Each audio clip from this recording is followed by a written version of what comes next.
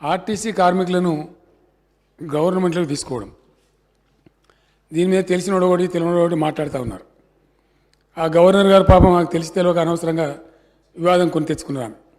అనవసరంగా ఆర్టీసీ పెట్టిందే ప్రజలకు ప్రజా రవాణా ఉండాలని చెప్పి అధ్యక్ష.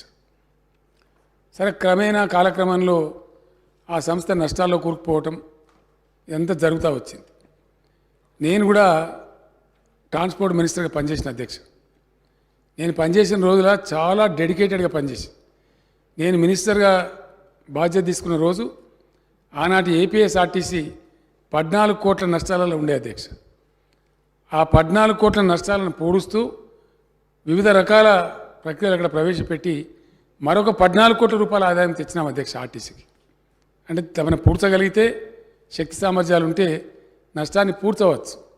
కానీ ఈ మధ్య ఏమైపోయిందంటే అధ్యక్ష, అనేకమైనటువంటి డీజిల్ పెరుగుదల మన ఆర్టీసీ వాడే మేము ఆశామాషిగా చేయలేదు అధ్యక్ష. ఏ పని కూడా అట్లా చెయ్యం మేము.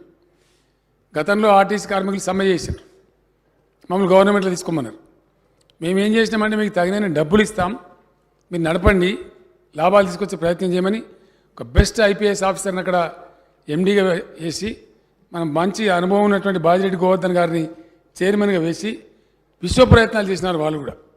ఎంత చేసినా ఈ అబ్నార్మల్ డీజిల్ ప్రైస్ అధ్యక్ష మన చేతులు ఉండలేదు, సెంట్రల్ గవర్నమెంట్ చేతిలో ఉంటా ఉంది.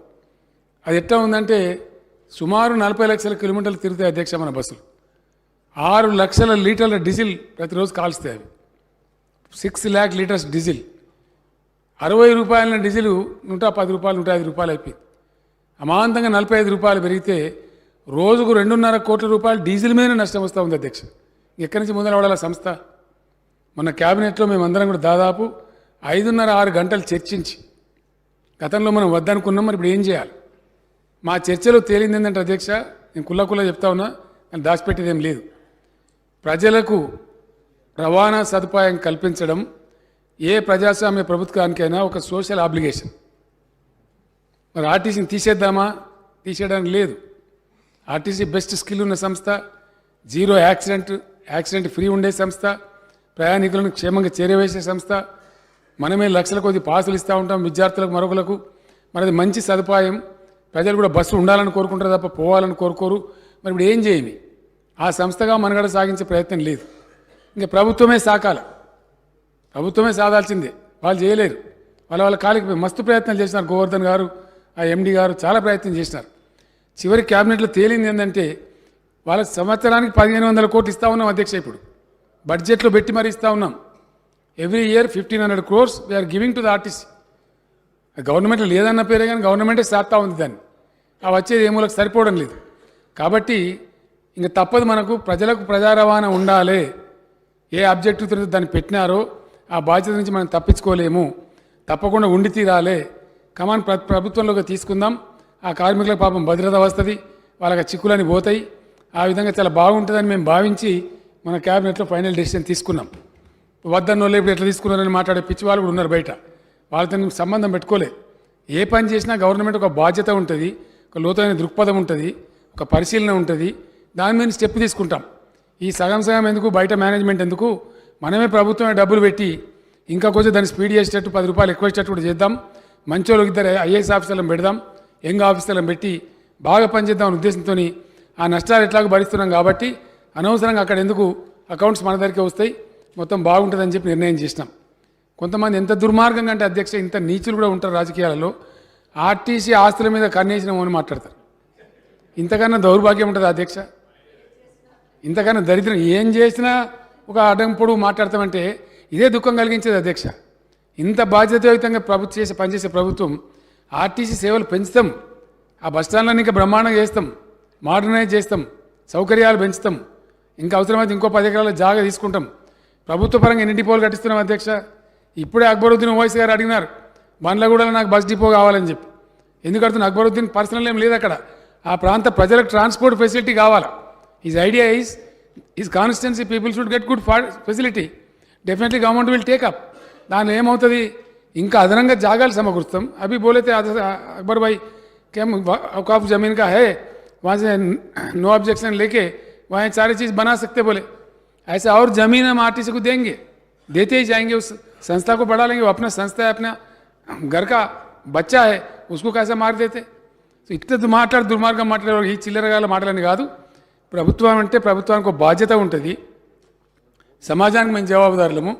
ఖచ్చితంగా రవాణా సదుపాయాన్ని ప్రజలకు అందుబాటులో ఉంచాలని, ప్రజలకు ప్రజా రవాణా అందుబాటులో ఉంచడం ప్రజాస్వామిక ప్రభుత్వం యొక్క సామాజిక బాధ్యతని గుర్తించి క్యాబినెట్లో 4 గంటల సేపు మేము చర్చించి దాన్ని ప్రభుత్వంలోనే చేర్చుకుని ఇంకా బాగుంటుందని చెప్పి మా ఆలోచించి ఒక బాధ్యతాయుతమైన నిర్ణయం తీసుకున్నాం.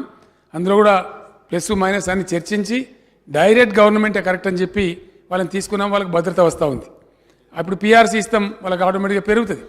ఏ సదుపాయం ఎంప్లాయీస్కి ఇచ్చినా ఆ 43,000 ఉద్యోగులకు కూడా అన్ని పెరుగుతాయి. పాపం వాళ్ళు కూడా సంతోషంగా ఉంటారు, ఉద్యోగ భద్రత వస్తుందని, కార్యకలాపాలు కూడా పెరుగుతాయని అనుకున్నాం అధ్యక్ష. మరి గవర్నర్ గారు ఎందుకు ఉంచుకున్నారో తెలియదు. ఆ పనిలేంతా పెట్టుకొని 96 క్లారిఫికేషన్లు అడిగి, అది మినిమం అధ్యక్ష. అసలు గవర్నర్ గారు అదే చెప్తున్నాను నేను. ఈ సభ్యులు వెళ్ళిపోతారని నేను చెప్తున్నా, నేను దాటంగానే వీళ్ళు దాటగలరని చెప్తున్నా. అయితే వారికి జ్ఞానోదయమై గవర్నర్ గారు మధ్యాహ్నం బిల్ సంతకం చేసి పంపించారు. చాలా సంతోషం, వారికి నేను ధన్యవాదాలు చెప్తున్నా. ఆర్టీసీ కార్మికుల పక్షాన, నా పక్షాన. ఇప్పుడు ఆ బిల్లు వచ్చింది, రెడీగా ఉంది. ఇంకోటి మున్సిపల్ బిల్ ఏదో కూడా చిన్నది ఉంది. ఆ 2 కూడా బిల్లు పాస్ చేసేవారు గౌరవ సభ్యులు దయచేసి సభలోనే ఉండాలి. అది మన బాధ్యత. నేను తినలేదు కాబట్టి నాకు ఒక్కరిని పర్మిషన్ ఇస్తే నేను పోతా. పొమ్మంటారా? నేను లంచ్ చేయలేదు కాబట్టి నేను వెళ్తాను. మిగిలిన సభ్యులు దయచేసి ఉండి తమరు కూడా కొంచెం ఓపిక చేసుకొని ఉండి ఆ బిల్స్ కూడా కంప్లీట్ చేస్తే ఈ సెషన్కి పూర్తిగా నిండుదనం వస్తుంది. కాబట్టి అది చేయాలని కోరుతూ సెలవు అధ్యక్ష. ధన్యవాదాలు. ఒకసారి మన దళిత ఎమ్మెల్యేలతోని మీరు ఒకవేళ రెడీగా ఉంటే అందరు శాసనసభ్యులు ఈ పార్టీ ఆ పార్టీ అనకుండా మన దళిత పార్లమెంట్ సభ్యులు దళిత ఎమ్మెల్యేలతో ఒక సమావేశం పెట్టి ఆ అసైన్మెంట్ది మొన్న నాకు తెలిసి ఏపీ గవర్నమెంట్ కూడా ఒక జీవో ఇష్యూ చేసింది. ఇన్ లైన్ విత్ దట్ వాళ్ళు అమ్ముకోవడానికి మనం హక్కులు ఇద్దాం. పొద్దున రాజేందర్ గారు కూడా వారు మాట్లాడినప్పుడు అది డిమాండ్ చేసినారు. ఎందుకంటే ఎట్లా ఉంటలేవు, ఆ భూములు దక్కనిస్తలేరు. అట్లనన్నా వాళ్ళకి బెనిఫిట్ అవుతుంది కాబట్టి అట్లీస్ట్ అర్బన్ ఏరియాస్లో వ్యవసాయ భూముల అమ్మకానికి మనం అనుమతించకపోయినా వ్యవసాయం చేసుకున్న వాళ్ళు శుభ్రంగా చేసుకుంటున్నారు. ఎందుకంటే వాళ్ళకి ఫ్రీ పవర్ వస్తూ ఉంది, రైతు బంధు వస్తూ ఉంది. వాళ్ళు ఇప్పుడు అమ్మడానికి సిద్ధంగా లేరు. ఆ భూములు వాళ్ళ ఆధీనంలోనే ఐఎమ్ హ్యాపీ. కానీ అర్బన్స్లో ఉండే దళిత ఈ భూములు అయితే ఏవైతున్నాయో వాటిని అమ్ముకోవడానికి పర్మిషన్ ఇచ్చినా వాళ్ళు కొంత మంచిగా డబ్బు సంపాదించుకొని వేరే చోట పోయి 4 ఎకరాలు కొనుక్కునే అవకాశం ఉంటుంది. నాకు ఆ సింపతి ఉంది. నేను షార్ట్ పీరియడ్లో మీరు ఎస్ అంటే తప్పకుండా మీటింగ్ పిలుద్దాం. రాబోయే 5-6 రోజులలో అందరం కలిసి యునానిమస్గా ఒక నిర్ణయం తీసుకుని ఇమీడియట్ జీవో కూడా మనం ఇష్యూ చేద్దాం. I have no objection. తర్వాత అధ్యక్ష, రాష్ట్రంలో మొట్టమొదటిసారి సఫాయి అన్నా నీకు సలాం అన్నా అని స్లోగన్ ఇచ్చిందే బీఆర్ఎస్ గవర్నమెంట్. పంచాయతీరాజ్ మున్సిపల్ కార్మికులందరికీ మా హయాంలో ఇచ్చినంత జీతం ఎప్పుడు కూడా పెంచలేదు అధ్యక్ష. మొన్న కూడా దశాబ్ది ఉత్సవాలను పురస్కరించుకొని 1000 రూపీస్ మళ్ళీ నేనే పెంచిన అధ్యక్ష. ఎవరైనా సరే గొంతెమ్మ కోరడం సమంజసం కాదు.